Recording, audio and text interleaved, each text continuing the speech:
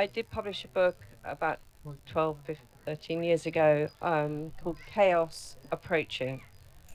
And at the time, I have to confess that I was naive. And it's only really since that major awakening event in 2020 that I actually stumbled across the material that I'm going to share with you today. When I had a much better understanding of the malevolence that has been dominating us for such a long time. So, although I've called this Chaos Encounters What Winning Looks Like, it may be too soon to pop the champagne. But even so, there are signs that we're going in the right direction. And if we want to understand winning, we need to know what it is we're winning against. What exactly are we resisting? What are we fighting? Who is the enemy? Who are the they? And I claim that we've been in the grip of a particularly nasty, evil parasite for at least 500 years. Some would say you can go back further than that, but I say if you go back approximately 500 years, you can identify them. You can identify a particular group of people, a malevolent people with an agenda to deliberately create chaos. And by going so far back in time, you can get some idea not only of who they were and who they are, but also what they wanted, what their goals were, their objectives, and how they went about achieving them, what their MO was. Later, it becomes more difficult because being masters of deception, they effectively merged with their host. They were good at cloaking both themselves and their hidden agendas. Not only did they practice the dark arts of espionage, blackmail, and assassination, but they were skilled at weaving perceptions, at creating false realities. And we are still dealing with the legacy of that today. So these are people who, for a variety of reasons, wanted to extend out of their home base about 500 years ago to look for a new host for their parasitism. And somehow they decided on England, and they decided on this monarch, Henry VIII, with whom they could work to create a new base for their activities. And in return, they helped him in many ways, including with his divorce and his dealings with the Vatican.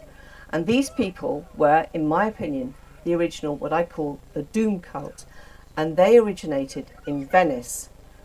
And now I need to make a point here. Venetian is not the same as Phoenician. It may sound the same, but they are different. Different time frame, different location, different genetics. They just sound the same. So forget about Phoenician, focus on Venetian, Venice. And part of the reason they were interested in Henry VIII was his willingness to build a navy. Henry's Tudor naval building is one reason for the major loss of English oak forests, and why will become clear a bit later. And after his daughter Elizabeth I came to the throne, ideas began to develop around a British empire based on naval strength, and this was developed by her majors, John Dee, in his general and rare memorials pertaining to the perfect art of navigation, and he published that in 1577.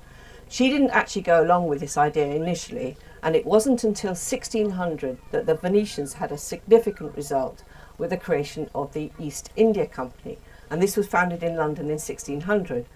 This trading operation became the largest in the world until it was closed down in the 19th century. And by that time, the Venetians had a firmer base in developing England as the host for their parasitism.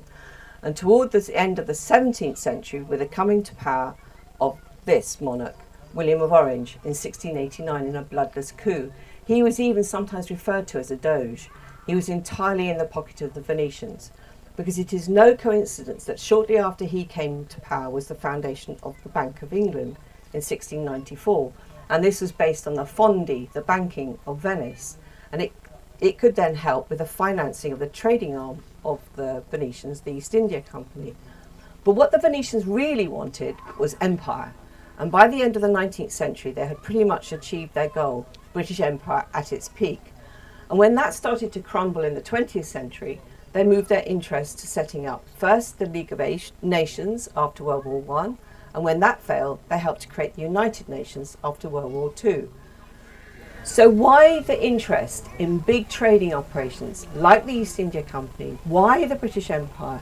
Why Henry VIII's naval operations? with international bodies, why they're interested in the UN and other NGOs. One very, very simple reason. And in my opinion, this simple reason is what drives everything. Trafficking. Human assets. Big operations make it easier to move around the human assets. And so that you don't poke your, and by trafficking I mean every single level. I'm not going to go into gruesome detail. This is a very tasteful painting. It doesn't reflect the reality of what I mean. You can just join up the dots yourself. And so that you don't go poking your nose into their affairs, they create for you a sense of normal. They weave your perceptions of society, of politics, of science. They manage your psychological responses and have been doing so for a very long time. This is their normal. It's all left-brained.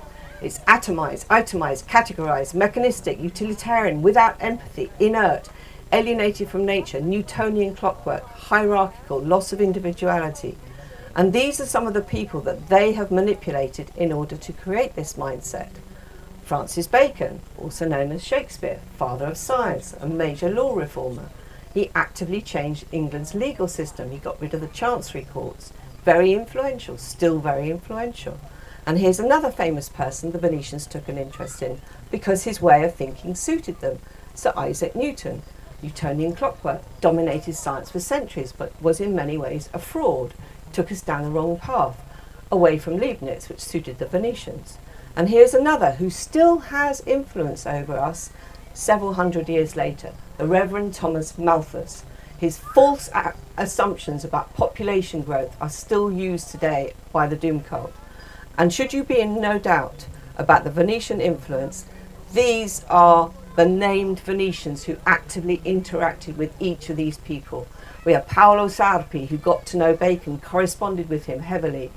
We have Antonio Conti, who was in direct contact, came to stay with Newton from 1715 onwards. We have Gian Maria Ortez, who wrote a paper on which Malthus's paper was based on 9 years later. So these are named Venetians. This isn't a fantasy. So to return to their view of normal, we should add into this mix Karl Marx. I can't find a direct link to Venetians, but by the mid-19th century, the British knew the playbook. So it is a great mistake to think of Venetians as just bankers. They were more than that. They wanted to create our intellectual scaffolding so that we would see the world in a particular way. And that's why all these men became important and why we still consider them to be important. But they are all constructs, artificial constructs. And the goal of this was social breakdown. They want mental, emotional, economic, societal breakdown. They want despair. They want disunity. They want the family to be destroyed because all of that releases more victims. Trafficking drives it all. And if we take the example of one famous colour revolution of the 18th century, the French Revolution, we can see also the kind of mindset they wanted to create from that. As always, mastery of deception, classic doom cult Venetian tricks. The velvet glove that hides the iron fist, the promise of something good in order to deliver evil, what John Lamb Lash calls counter-mimicry. And we're still dealing with this legacy of the 18th century in turn. Freedom, liberté, sounds great. We can all agree on this. Who wouldn't want liberty? But in the doom cult interpretation, it means free trade, freedom to exploit, freedom to colonize, no borders, uncontrolled immigration, no sovereignty, either personal or national. George Soros, who has funded colour revolutions throughout the world on behalf of the empire, was encouraged by this thinking by Karl Popper. That's Karl Popper's book in the middle, when they were both after the World War II, when they were both at the LSE in 1947. Patriotism, nationalism, blamed for the war, and boundaries were seen as barbaric, backward. Globalism and internationalism was progressive. Equality also sounds very appealing, until you realise it translates into communism, which is just another form of neo-feudalism, where the majority own nothing, but there is still hierarchy. Someone is still in control. And then we got the further twist of the transgender, the breaking down of barriers, so the men are equal to women. In fact, they're the same as women. Children are encouraged to be confused about a gender. Diversity, equity and inclusion are again false promises, all designed to create chaos. Even fraternity is misleading because what the doom cult want isn't for you to feel part of the global family, but to feel guilty about your very existence. Hence the resurrection of Malthus 200 years later. Too many humans, killing Gaia. The whole Gaia concept has been hijacked, and a perversion of the true relationship of Gaia, which is that we humans have a divine role in co-creating. We cannot destroy her. She's bigger, more powerful than us. But this is mind-effering at its worst. And all the time the doom cult have been creating chaos in the West. They've been setting up an alternative base for themselves in China. They first spotted Mao in 1919 via an outpost of Yale University in Beijing. And then they helped that country to destroy itself with communism less than 30 years later in 1947. And 30 years later after that, in the 1970s, the doom cult properly arrived in China with Kissinger and Nixon and Schwab of the World Economic Forum. They could then build their slave factories and at the same time damage America, not just through deindustrialization, but also by changing the currency from being gold-backed to debt-backed. So by ending the 1944 Bretton Woods system, which had tied the dollar to gold. But all the time that the doom cult was doing what it could to weaken the West and create social breakdown within America, America itself held the secret to the fight back against the doom cult. Not surprisingly, there are those in America and elsewhere who know that 1776 was an early initial success against the doom cult. The vast majority believe that the American Revolution was against the British Empire. They're not aware of the Venetian influence behind it. Even so, 1776 laid the seeds for resistance, and it is this same entity that is being fought today as it was back then. And where the fight is happening now, in my view, is in 4 key areas: financial, ideological, scientific, and geopolitical. Starting with financial, you might believe that all bankers are the devil incarnate, but that would be to miss the nuances. Therefore, you might not realise that there is a fight happening between Wall Street and the Bank of England, City of London. And one battle which has already been played out in Trump's first term is the one that concerns the power over setting the cost of money. And this is the battle between LIBOR and SOFR. LIBOR, which is the London London Interbank Offered Rate, didn't actually end until this year, until May 2025. That's how recent this fight is. But SOFR, which is the secured overnight financial rate, began in April 2018. Now this might seem obscure world of money, but it's very symbolic of sovereignty, because what LIBOR did is it was a group of bankers based in London who themselves decided what the cost of money, the rate that money could be put on secured overnight. They decided what that rate would be. SOFR lets the market decide the rate. This is hugely important. And then more recently, there's been the whole issue around tariffs. In other words, the end of free trade. And in particular, this man, Stephen Moran, a relatively obscure Harvard economist who wrote a fundamental paper, A User's Guide to Restructuring the Global Trading System. And partly on the back of that, he's been invited to chair the Council of Economic Affairs and now has a lot of influence over US economic policy, especially on tariffs and currency. And where he is going is in the footsteps of one of the early founding fathers, such as Alexander Hamilton, who was appointed by Washington in 1789, interesting date, to report to Congress. And what Hamilton did in his 1791 report on manufacturers is he was trying to promote American self-sufficiency, what has come to be called the American School. And this is a complete break with the doom cult open free trade system. This is protectionism behind tariffs to help American industry and using government funds to invest in infrastructure. At the time, they wanted a national bank, this is in the 18th century, that would promote growth and not just speculation. And it's just a completely different model that's not based on colonialism, not based on extraction. So what Moran, this man, Stephen Moran, is trying to do is reverse what happened in the 1970s. And the ultimate goal is the reshoring, the bringing back to America industry that went overseas, especially to China.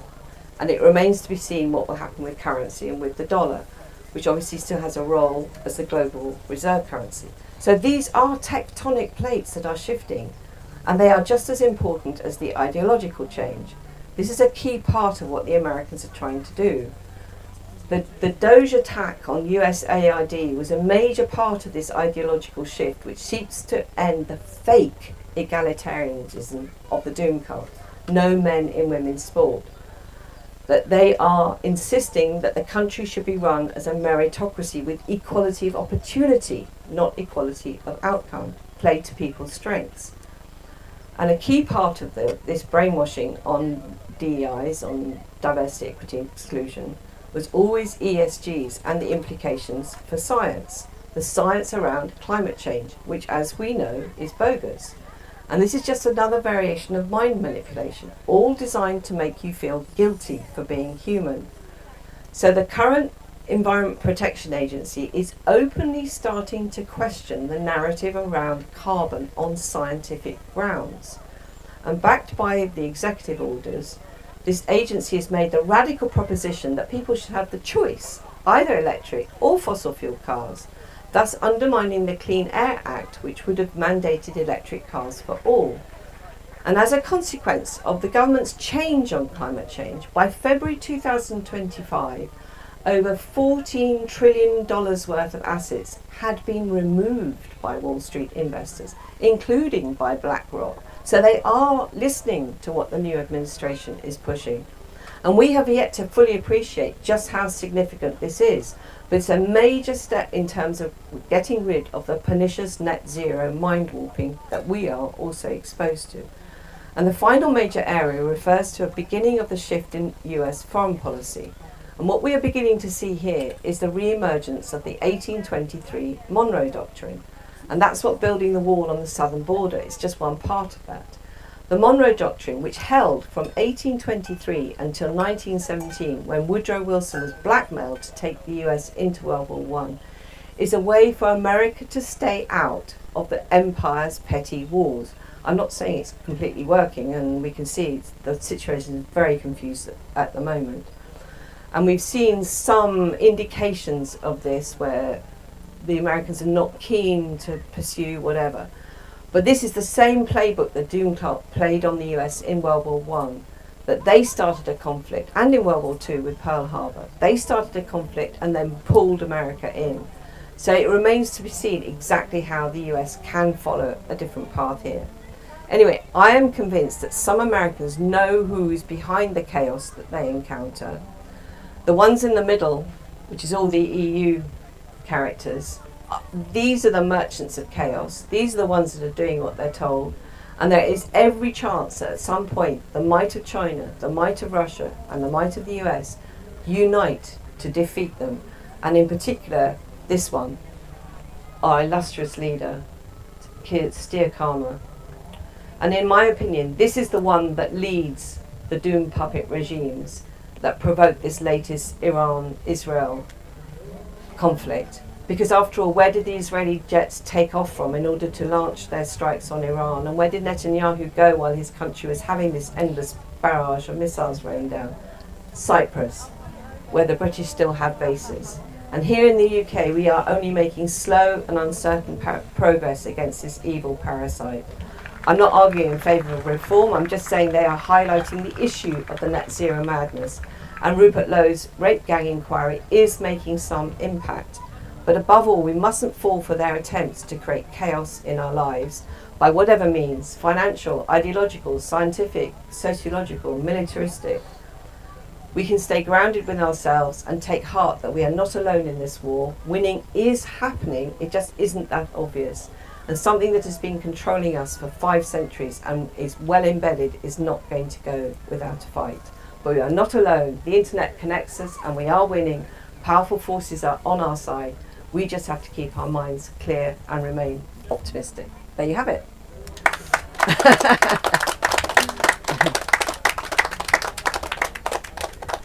So